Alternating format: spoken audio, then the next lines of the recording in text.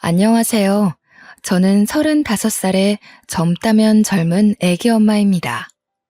이 사연을 그들이 꼭 봤으면 좋겠는데 많은 분들이 좋아해 주시고 댓글 남겨주시면 아마도 언젠가는 볼 것 같은데요.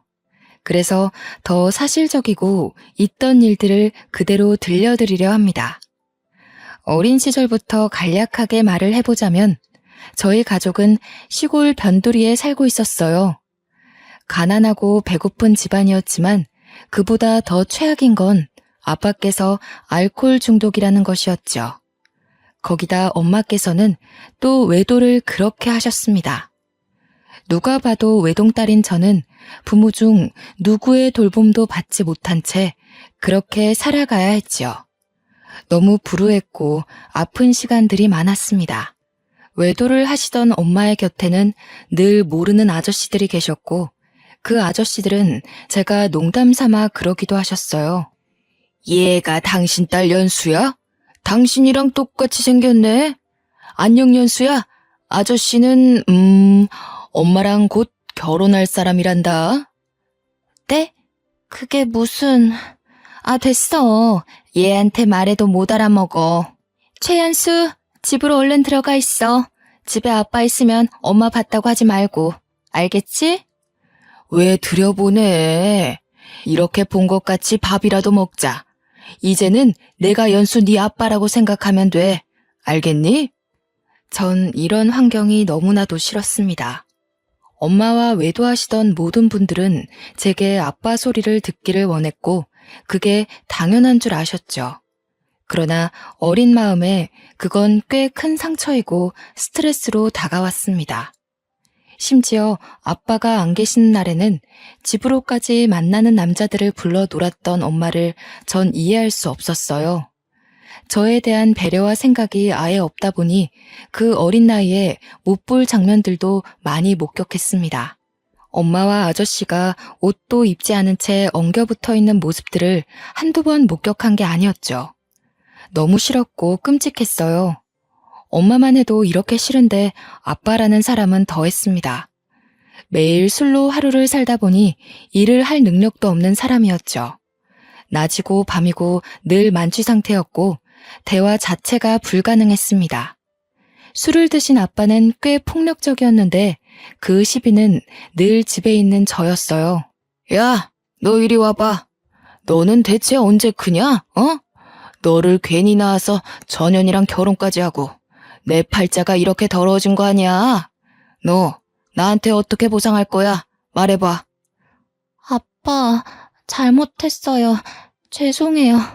자, 아빠가 다시 물어볼게. 이번에 대답 못하면 몽둥이 가져와야 하는 거 알지? 너 때문에 망가진 내 인생 어떻게 보상할 거야? 아빠께서는 늘 저 때문에 엄마와 결혼하게 된 거라며 저를 향한 원망을 멈추지 않으셨습니다. 제가 뭘 그렇게 잘못을 한 걸까요? 태어난 게 잘못인 걸까요? 저는 많은 걸 바란 적도 없었습니다. 그저 가족끼리 따뜻한 밥 한 상 같이 먹어봤으면 했었고 부모님과 함께 오순도순 대화라도 해봤으면 좋겠었죠. 꼭 부모님 모두가 아니더라도 두 분 중 한 분이라도 제 곁을 지켜줬으면 좋겠었습니다. 이게 욕심이었던 걸까요? 단 한 번도 그런 일은 제게 일어나지 않았습니다. 친구들은 늘 함께 놀다가도 저녁을 먹으러 가야 한다며 집으로 향했지만 전 불 꺼진 집에 혼자 쓸쓸히 들어가 컵라면을 먹는 게 일상이었죠. 이렇게 지옥 같은 집구석에서 살다 중학생이 된 저는 도망치고 싶다는 생각을 했습니다. 그런데 도망쳐 나오려면 돈이 필요하더라고요. 그래서 어린 나이였던 저에게 일을 시켜준 분식집에서 홀서빙도 하고 쓰레기도 치우며 굳은 일도 마다하지 않고 전부했습니다. 덕분에 시급보다 조금 더 돈을 받을 수 있었고 이악 물고 단 하루도 쉬지 않고 일을 했죠. 불행한 삶을 살던 제게는 목표 하나가 생겼거든요. 바로 열심히 돈을 모아서 이 집을 제 발로 나가는 거였습니다. 도저히 희망은 눈 씻고 찾아봐도 볼 수 없는 이 집에서 하루라도 빨리 나가는 게 목표였죠. 그래서 저는 최선을 다해 살았고 18살 어린 나이에 제 짐을 싸들고 도망쳐 나왔습니다. 혹시라도 부모님이 저를 찾을까 싶어서 집에서 최대한 먼 타도시로 가서 자리를 잡았어요. 물론 저를 보고 싶어서 찾는 게 아니라 괘씸해서 찾을 것 같았습니다. 그렇게 전 연고도 없는 타지에 가서 그간 열심히 일해 모은 돈으로 작은 원룸방 하나를 얻었어요. 다행인 건지 집주인 부부가 너무 좋은 분들이셨죠. 처음에 어린애가 와서 혼자 계약을 한다고 하니 어려울 것 같다며 저를 내치셨습니다. 그런데 사모님이 제게 따로 와서 조용히 물어보셨어요. 학생, 나이가 18살이면 아직 부모님 보호 아래 있어야 하는데 무슨 일로 혼자 집을 구하고 있는 건지 알 수 있을까? 그게 엄마는 외도만 하시고 아빠는 알코올 중독이세요. 저는 태어나서 지금껏 단 한 번도 행복한 적이 없었거든요. 그냥 살고 싶고 웃고 싶어서 그래서 열심히 돈 벌어 도망 나온 거예요. 저 좀 받아주세요. 제발요. 그게 사실이니? 학생 말을 못 믿는 건 아닌데. 아마 저 찾지도 않을 거예요. 저 정말 살고 싶거든요. 저 살게 제발 도와주세요.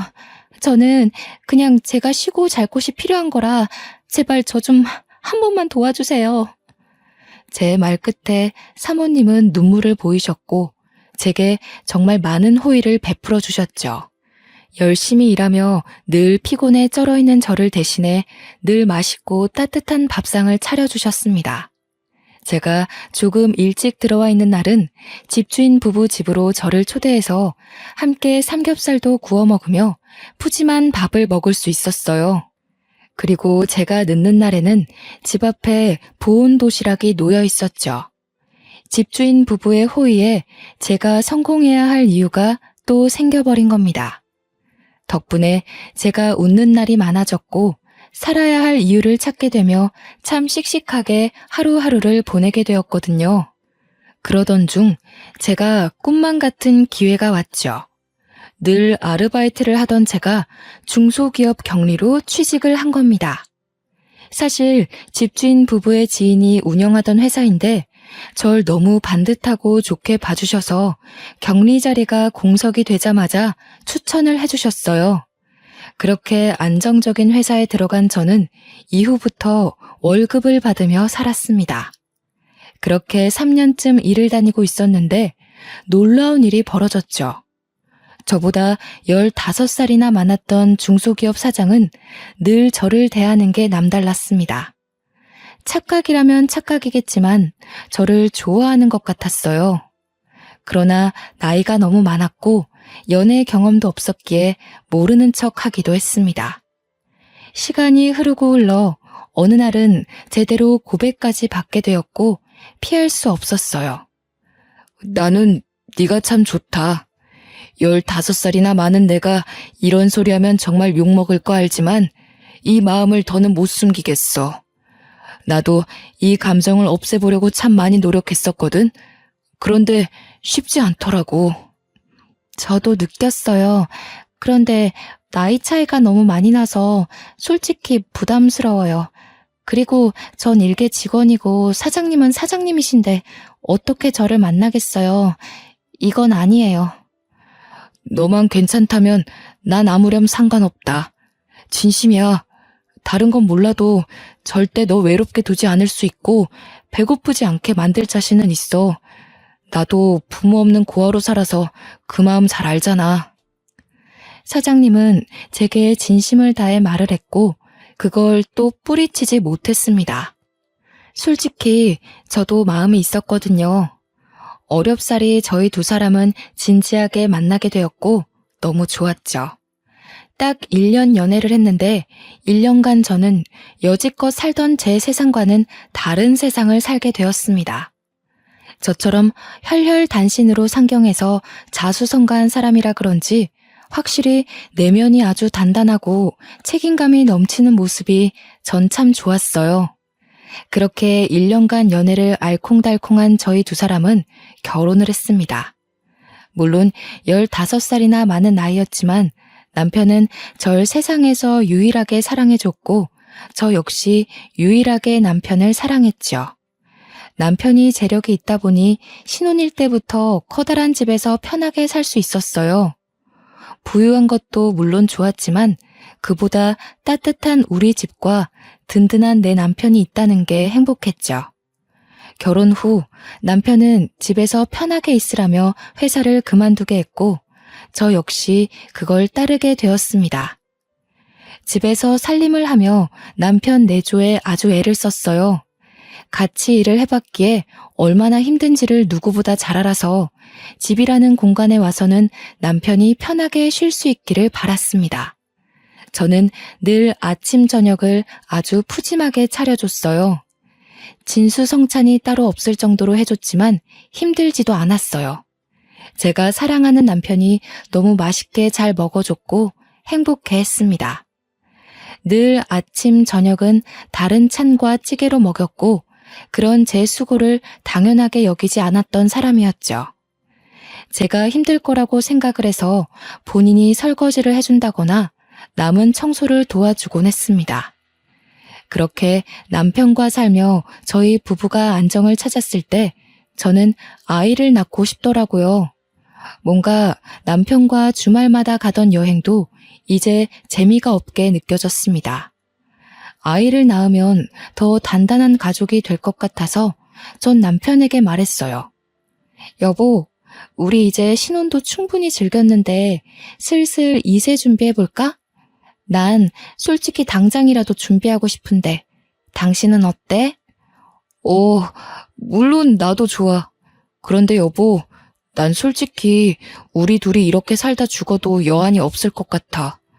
막말로 아이 키우는 게 보통 힘든 게 아니라고 하던데 사실 조금 두렵기도 하거든.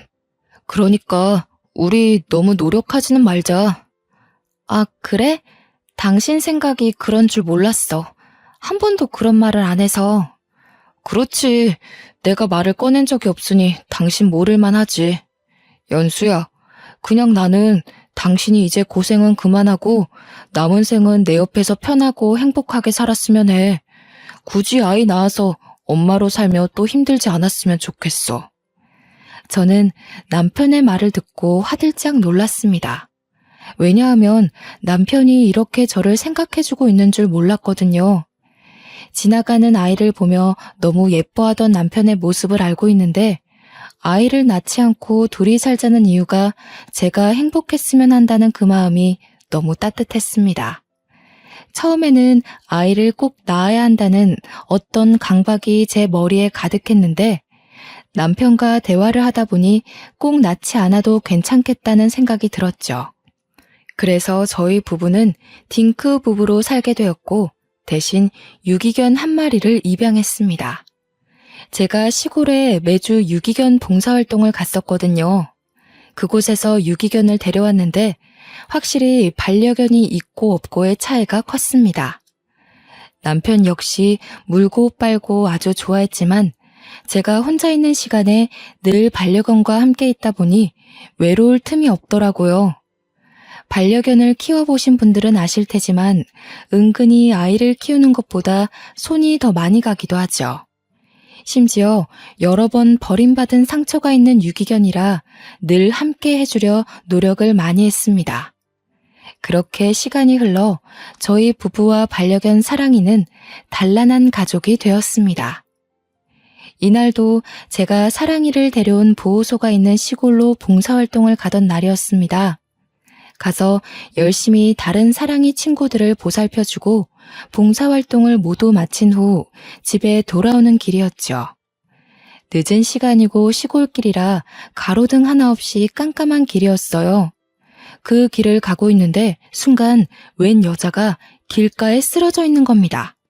너무 놀라서 급히 차를 세우고 내려가 여자 상태를 봤더니 배는 남산만하게 나와 있었고 온몸이 땀에 젖어선 살려달라고 울부짖었어요. 전 곧바로 구급차를 불렀습니다. 이봐요, 괜찮으세요? 아이가 나올 것 같은데 세상에, 보호자 연락처 좀 알려줄래요? 제가 구급차는 불렀고 보호자한테 대신 연락할게요. 제발 살려줘요. 우리 아기 좀 도와주세요. 살려주세요. 저 보호자 없어요. 그냥 빨리 병원이요. 그렇게 길가에서 임신한 그 여자를 지켜주다 구급차가 와서 그 여자를 실어주고 저는 다시 차에 타서 가게 되었습니다. 그런데 아무래도 보호자가 없다는 저 여자가 걱정이 되는 거예요. 저도 오지랖인 거 아는데 혼자라는 그 쓸쓸함을 잘 알기에 도움이 된다면 곁을 지켜주고 싶었죠. 고민을 하다 곧장 남편에게 전화를 했습니다. 여보, 난데 나 집에 가는 길에 길가에 산모가 쓰러져 있는 거야. 의식은 있는데 거의 출산 직전이라 너무 고통스러워 하더라고. 그래서 우선 구급차 태워서 보냈거든? 아, 정말? 당신 좋은 일 했네. 잘했어. 그럼 지금 집에 오는 길이야? 아니, 그 산모가 보호자가 없다고 하던데 그게 자꾸 마음에 걸려서 아무래도 가볼까 싶거든. 나 병원 들렸다 갈 테니까 당신 밥 먼저 먹고 있어. 다 차려놨거든? 그래. 알겠어. 운전 조심하고 무슨 일 있으면 연락해. 저는 결국 보호자도 없이 애 낳을 일면식도 없는 그 산모가 걱정스러워 병원 응급실로 향했습니다. 가보니 조금만 더 늦었어도 산모가 위험할 뻔했다길래 정말 천만 다행이구나 싶었죠. 다행히 그 병원에서 급히 산부인과를 연결해서 아이를 무사히 출산하게 되었어요. 출산한 그 여자 곁을 조금 지키고 있다가 푹 잠이 들었기에 저도 집으로 왔습니다. 집에 와서 남편과 있던 일에 대해 대화를 조금 더 했고 개운하게 씻고 나왔어요. 그런데 병원에서 제게 전화가 오길래 뭔가 싶어서 받았죠. 네, 여보세요? 아, 네. 김도희님 보호자분 맞으시죠? 여기 땡땡 병원인데요. 김도희님이 아기도 두고 혼자 사라지셨거든요? 얼른 보호자분이 오셔야겠어요. 네? 그럴 리가요. 잠깐 어디 간 거 아닐까요? 아니요. 저희도 오래 기다리다 지금 연락드리는 거예요. 보니까 주소지도 이쪽이 아니시고. 우선 보호자분 병원으로 와주시겠어요? 아, 그게 제가 그분 보호자가 아니에요. 저도 길에서 만난 거고 도와준 거라 너무 난감하네요. 우선은 갈게요. 저는 너무 당황스러워 말을 잇지 못했습니다. 아이를 출산한 여자가 병원에 아이를 버리고 가는 건 상상할 수 없는 일이었죠. 별 생각을 다 했던 게 혹시 병원비가 없어서 돈 때문에 그랬던 건가 싶기도 하고 대체 어떤 사정이 있길래 낳은 아이를 놓고 갈까 싶었습니다. 그렇게 아이를 버리고 간 그 여자 때문에 저만 곤란하고 난처한 상황이 되었어요. 결국 이 상황을 남편에게 털어놨고 상의를 했습니다. 여보, 어쩌지? 병원에서 전화가 왔는데 그 여자가 아이만 놓고 도망갔대. 그래서 나더러 빨리 병원으로 와달라는데 어쩌지? 뭐? 사실이야? 아니 대체 무슨 사정이 있길래 그런 짓을 했대? 어휴, 이걸 어쩌지? 모르겠어. 내가 가서 어떻게 해야 할지도 모르겠네. 우선 같이 가보자. 가야 뭘 해결하든 하지. 그렇게 전 남편과 상의를 했고 병원으로 갔습니다. 저희가 가는 시간도 꽤 걸렸는데 그때까지도 그 여자는 나타나지 않았고 아이를 버리고 간 걸 확신할 수 있었어요. 뭔가 씁쓸했습니다. 저 작은 아이를 어쩌면 좋을까 싶었죠. 병원 관계자들도 제가 그 여자와 일면식도 없다는 걸 알자 굉장히 난처해하더군요. 어떻게 할지 고민을 하고 있을 때 남편이 제게 이런 말을 했습니다. 여보, 내가 생각을 해봤는데 저 아이 우리가 입양해서 키울까? 물론 갑작스럽긴 한데 우리 형편의 애를 못 키우는 것도 아니니까 난 괜찮을 것 같거든. 저 작은 생명을 우리가 또 버리는 건 좀 그렇잖아. 어? 당신 진심이야? 난 자신 있는데 어때? 물론 우리 피가 섞이지 않았지만 우리 품으로 오려고 이런 일이 벌어진 거 아닐까 싶네. 전 남편의 말에 정말 감동을 했습니다. 사실 저 작은 아이를 데려가고 싶다는 생각도 했지만 쉬운 일이 아니고 혼자 결정할 수 없기에 말도 못 꺼냈거든요. 그런데 남편이 먼저 말해주니 망설일 필요가 전혀 없었죠. 저희 부부는 엄마에게 버림받은 불쌍한 그 아이를 걷어서 키웠습니다. 피가 섞이지 않았고 남편은 우리 딸을 그렇게 예뻐했어요. 사랑하면 닮는다더니 저희 세 식구는 정말 점점 닮아갔고 누가 봐도 이상하지 않을 가족의 모습이었습니다. 아이가 생기니 집안의 분위기가 눈에 띄게 달라졌고 저희 두 사람 모두 갑작스레 부모가 되었답니다. 어느 순간 남편은 저보다 딸을 더 예뻐하고 좋아해서 제가 귀여운 질투를 할 정도였습니다. 다른 말이 필요 없이 너무 행복했죠. 그 작디 작았던 딸은 건강하게 커서 어느덧 초등학교에 입학할 나이가 되었죠. 이게 또 학부모가 되니까 마음가짐이 달라지더라고요. 언제 이렇게 큰 건가 싶고 마음이 뭉클하면서 찡해졌습니다. 매일 딸내미의 등하교를 제가 책임지고 있었고 이게 또 제 삶의 낙이기도 했죠. 여느 때처럼 딸내미의 학교를 위해 학교로 가고 있었는데 딸이 학교 정문 앞에서 어떤 여자랑 대화 중인 걸 발견했습니다. 그 순간 저도 모르게 너무 놀라서 주차도 제대로 못하고 딸 이름을 부르면서 뛰쳐갔어요. 예지야, 예지야 이리 와, 얼른. 엄마. 어머 예지야, 왜 그래? 왜 울려고 그래? 저 아줌마가 예지한테 뭐라고 했어? 엄마가 예지 엄마 아니야? 뭐라고? 누가 그런 소리를 해? 저 아줌마가 엄마는 예지 엄마 아니라고 계속 말했어. 그래서 내가 맞다고 했는데 아니라고 했어. 울지마 예지야. 엄마가 예지 엄마 아니면 누구 엄마야. 저 아줌마 이상한 사람이니까 혹시 또 찾아오면 절대 말하지 말고 따라가는 것도 절대 안 돼. 알겠지? 딸아이는 울면서 제게 충격적인 말을 했습니다. 그때 우리 예지를 버리고 간 그 여자인 건지 설마 갑자기 나타나서 우리 예지를 데려가려고 찾아온 건가 싶어 너무 힘들었어요. 우선 놀라서 우는 딸을 끌어안고 진정시킨 후 집으로 왔습니다. 그 후 남편이 퇴근해서 올 때까지 별 생각을 다 하며 기다렸죠. 여보, 나 너무 무서웠어 오늘. 우리 예지를 데려갈까봐 너무 무서웠어. 응? 그게 무슨 소리야? 누가 예지를 데려가? 오늘 예지 픽업하러 갔는데 정문에서 어떤 여자랑 얘기를 하고 있는 거야. 놀라서 예지한테 막 뛰어갔는데 애가 울면서 엄마가 예지 엄마 아니냐고 막 그러더라고. 그래서 저 여자랑 무슨 얘기를 한 건지 물었더니 그 여자가 그랬대. 내가 예지 엄마가 아니라고. 뭐? 어떤 정신 나간 여자가 애한테 그런 소리를 해? 설마 그때 그 도망간 여자인가? 그러니까 아무리 생각해도 친모인 것 같아. 우리가 친부모가 아닌 걸 이 동네에 아는 사람은 아무도 없잖아. 그런데 왜 갑자기 나타난 걸까? 설마 이제라도 예지를 데려가려고 온 건가? 나 너무 무서워. 여보, 내가 예지를 어떻게 키웠는데 나 절대 예지 못 뺏겨.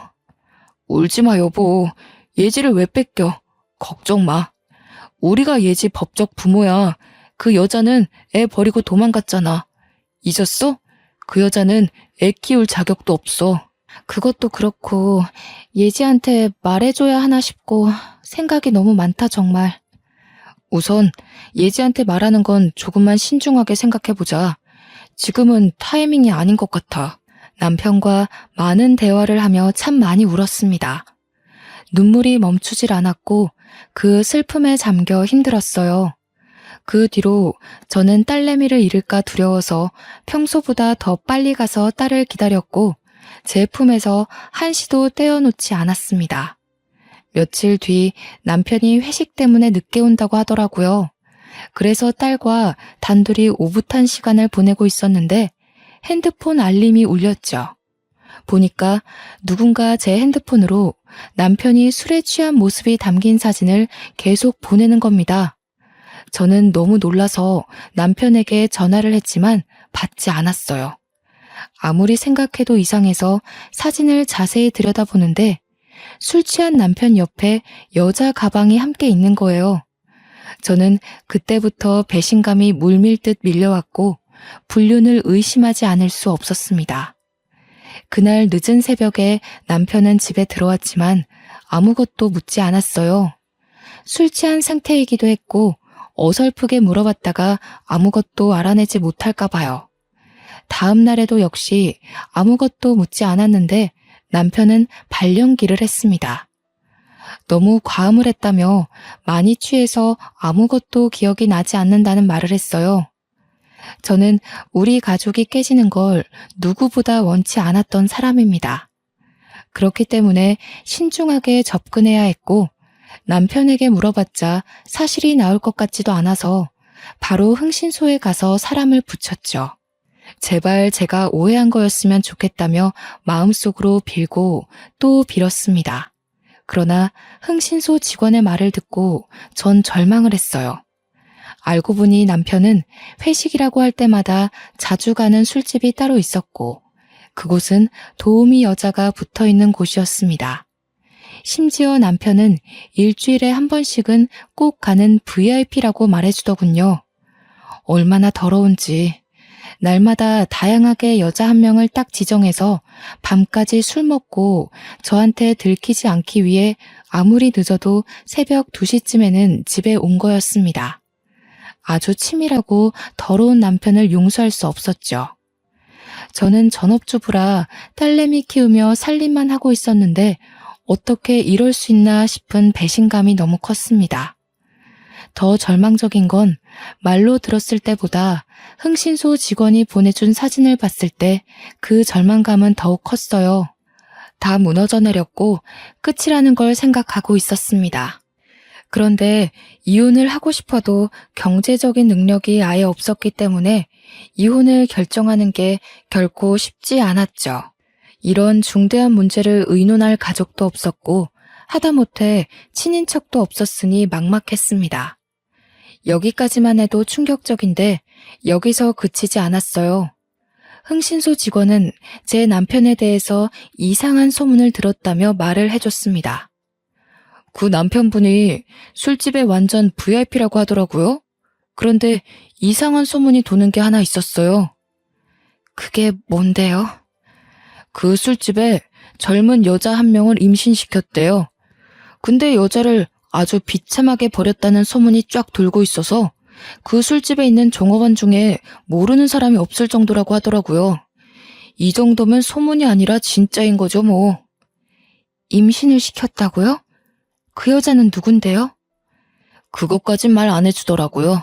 아무튼 이런 말하기 좀 그렇지만 보통 질이 나쁜 게 아니니까 남편분과 얼른 정리하세요. 저는 너무 불안했고 절망스러웠습니다.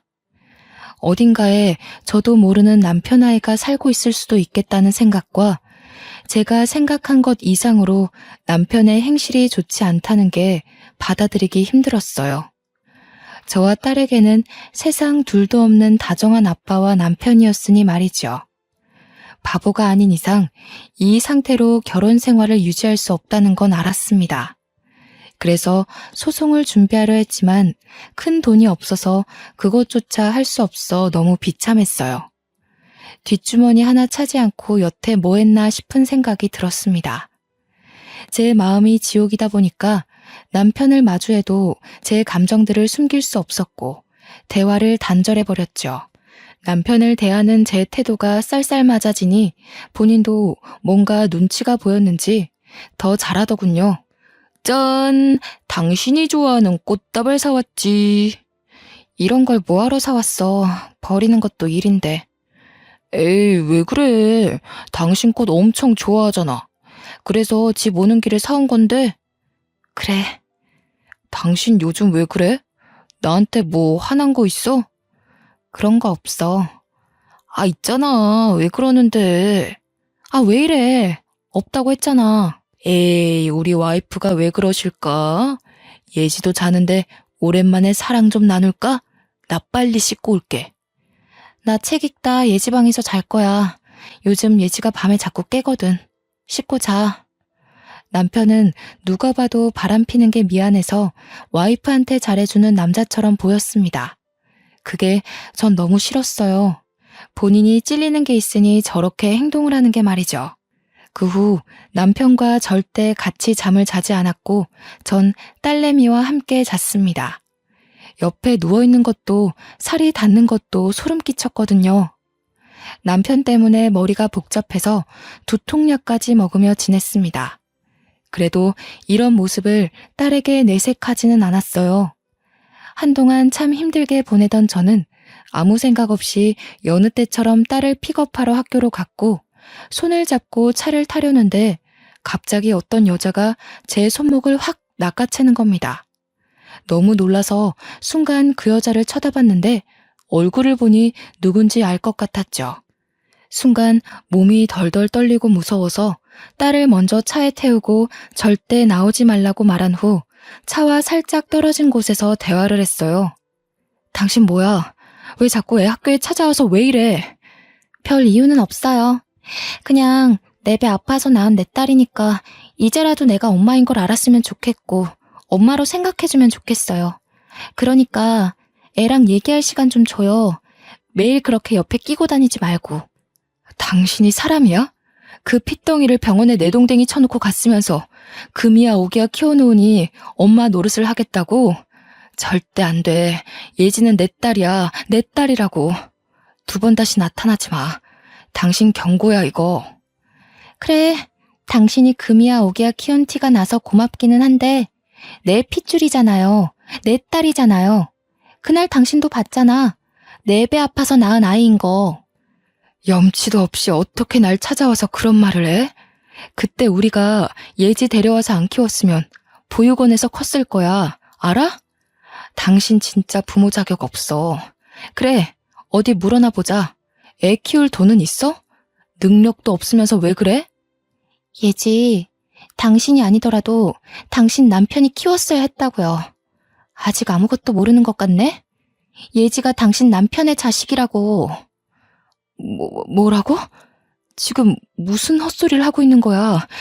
당신 진짜 악질이구나. 사실이에요. 이도훈이 나 술집에서 일할 때 25살이었던 나를 임신시켰거든. 내가 워낙 말라서 배가 나오는 것도 몰랐고 5개월이 넘도록 임신한 줄도 모르고 지냈는데 어느 순간 자꾸 배만 나와서 그때 알았어요. 결국 임신한 거 알고 술집에서 잘리고 돈도 없어서 근근히 편의점 알바나 하면서 살았어요, 저. 무슨 헛소리를 자꾸 하는 거야. 못 믿겠지만 사실이에요. 그렇게 하루하루 겨우 입에 풀칠하며 살았는데 날 임신시킨 당신 남편은 나 몰라라 하는 게 너무 괘씸해서 우리 여사장님이 그쪽 남편한테 책임지라고 대신 말도 했어요. 근데 그 새끼 뭐라 했는 줄 알아요? 술집 여자 주제에 그 애가 내 애인 거 못 믿는다고 딴 남자이면 어쩌냐고 그렇게 말하고선 연락처 바꾸고 도망갔다고요.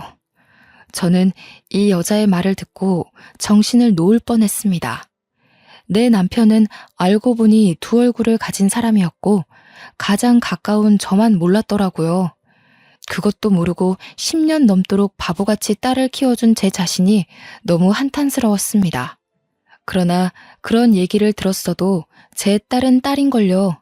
결코 변할 수도 없는 사실이었고 저 역시 딸을 놓을 수 없었죠. 처음부터 지금까지 제 딸인 건 변하지 않는 사실이라고 생각을 했습니다. 심지어 남편은 딸이 본인 핏줄인 것도 모르고 있었어요. 저 여자는 저기서 말을 멈추지 않았고 아주 당돌하게 말했죠. 이런 사실을 알고도 설마 계속 살 건 아니죠? 미안하지만 당장 이혼해줘요. 그땐 돈이 없어 어쩔 수 없어서 딸을 놓고 간 거지만 10년의 세월 동안 하루도 빠짐없이 그리워했어요. 한 번만 품에 안아보고 싶어서 죽을 만큼 괴로웠다고요. 그래, 아무리 생각해도 그런 쓰레기랑 못 살아. 아니, 안 살아. 그런데 조용히 헤어질 수 없거든, 나는? 그럼 내가 이혼해 줄 테니까 그동안 있었던 모든 일을 법정에서 증언해줘. 그 조건이면 내가 이혼할게. 나도 어차피 그 새끼 필요 없고 내 딸만 찾으면 그만이에요. 그러니 도와줄게요. 그렇게 해요. 저는 남편과 도저히 살 수 없다고 판단을 했고 그 여자에게 도움을 청했습니다.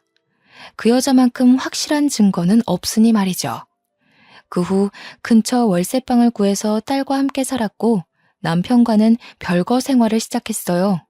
남편은 이런 제 태도에 어리둥절했고 대체 왜 그러냐고 물었습니다.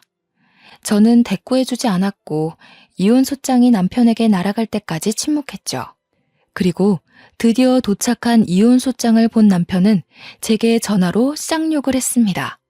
물론 전 모든 통화 내용을 녹음했어요. 야, 너 미쳤냐? 지금 나한테 이혼을 하자는 거야? 이런 별 미친 걸 다 보겠네. 야, 남자가 살다 보면 그럴 수도 있지. 뭘 그딴 거 가지고 이혼하네 마네야. 입 다물어. 당신이랑 아무 말도 하고 싶지 않고 그냥 이혼하고 더럽게 살아. 야, 술집 여자 한 번 만난 거 가지고 왜 난리야. 너도 그럼 남자 만나서 한 번 하던가. 내가 봐줄게. 쥐뿔 가진 것도 없는 게 주제넘게 감히 이혼 소리를 하고 있네? 너 죽고 싶냐? 이게 오냐오냐 해주니까 버릇없이 감히 남편한테. 남편은 본인의 화를 이기지 못해 술술 자백을 했고 전 녹음을 했죠. 그 후 길고 길었던 이혼 소송은 1년간 지속되었고 1년 만에 막을 내렸습니다. 놀랍게도 딸아이 양육권은 제가 가지게 되었어요. 친모의 주거 환경이 불안하고 예지가 절대 친모한테 가고 싶지 않다고 증언을 했거든요. 결국 여러 상황적인 면을 봐도 그렇고 딸이 저를 따르기 때문에 제가 키우는 게 맞다고 법원이 판결 내렸어요. 친모가 항소를 할 수 있었지만 돈이 없어서 못하더라고요. 전 혹시라도 친모가 딸을 뺏어갈까봐 아예 이사를 가서 월세살이를 시작했습니다. 위자료로 고작 2천만 원을 받았고 너무 작았죠. 그 괘씸함과 분한 마음에 남편의 회사 안의 직원들한테 부탁해서 소문을 쫙 내고 말았습니다. 그런데 경쟁업체는 이걸 기회라고 생각했는지 전 남편 회사의 기술을 빼내려고 능력 있는 직원들한테 스카우트 제의를 했더라고요. 물론 연봉이 올라가는 조건이니 직원들 10명 이상이 경쟁업체로 이직을 했습니다. 그렇게 경쟁업체는 그 틈에 신제품을 출시했는데 남편 회사에서 출시한 것보다 더 효과 좋은 제품이라 남편 회사는 매출이 급 하락했어요. 결국 서서히 망해가고 있던 겁니다. 이런 거 저런 거 신경 쓰지 않고 전 남편에게 양육비를 달라고 했어요. 양육비 줘. 이런 걸로 신경 쓰게 하지 마. 연수야, 나 죽겠다 진짜. 나 진짜 돈이 없어. 너랑 이혼하고 애가 한 명 더 생겼거든? 들어보니 저랑 별거 중일 때도 술집에 가서 욕구를 풀었었고 더 충격적인 건 전 남편의 애가 또 생겼더라고요. 웃긴 게 이번에는 그 술집 여자가 아주 영리하고 대단한 게 전 남편의 지갑을 슬쩍 가져다가 주민등록증에 적혀있는 집 주소를 확인하고는 그 집 앞에 아기를 버려두고 갔다고 합니다. 참 책임감도 없는 여자들이 세상에 너무 많지 않나요? 그럴 거면 낳지를 말라고 말해주고 싶더라고요. 저는 전 남편의 하소연을 들어주지 않았고 칼같이 입금하라고 말을 한 후 끊었습니다. 그 후 2천만 원으로 근처 카페를 창업했어요. 망할까봐 너무 두려웠지만 주부로 10년을 넘게 살아서 그런지 제가 요리 솜씨가 좀 있었습니다. 그래서 디저트 레시피를 인터넷 보고 따라 만들었는데 디저트 수익이 상상 초월했어요. 1인 창업인데 규모가 점점 커져서 결국 확장 이전까지 했고 알바생도 여러 뽑아서 함께 일을 했습니다. 알바생이 생기면서 딸과 보낼 수 있는 시간이 늘어나서 좋았고 가끔 바쁠 때는 우리 딸이 카페에 와서 공부도 하며 지내고 있어요. 저는 디저트를 만들 때 딱 하나만 생각을 했습니다. 우리 딸이 언제든 먹을 음식이니 꼭 몸에 좋은 유기농 재료들로만 만들자고요. 건강한 식재료로 만든 유기농 디저트라는 타이틀은 근처 학부모들 사이에도 입소문이 제대로 났습니다. 그렇게 불행하고 힘들게 산 제게 드디어 진짜 행복을 주는 건가 싶은 하루들을 보냈습니다. 심지어 더 대박인 건 지역 맘카페에까지 소문이 제대로 퍼진 거예요. 유기농 재료만 취급하기 때문에 가격대가 꽤 있는데도 타지에 살고 있는 고객님들이 오셨고 제게 택배는 안 하냐는 문의가 쏟아졌습니다. 결국 고심하던 끝에 택배 사업에도 도전을 했죠.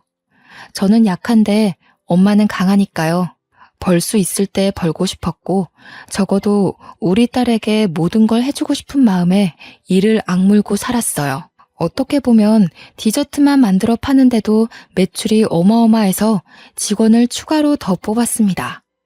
솔직히 어떻게든 하면 할 수 있었는데 저는 딸과의 시간이 너무 소중했기에 인건비가 더 나가더라도 직원을 충분히 고용했어요.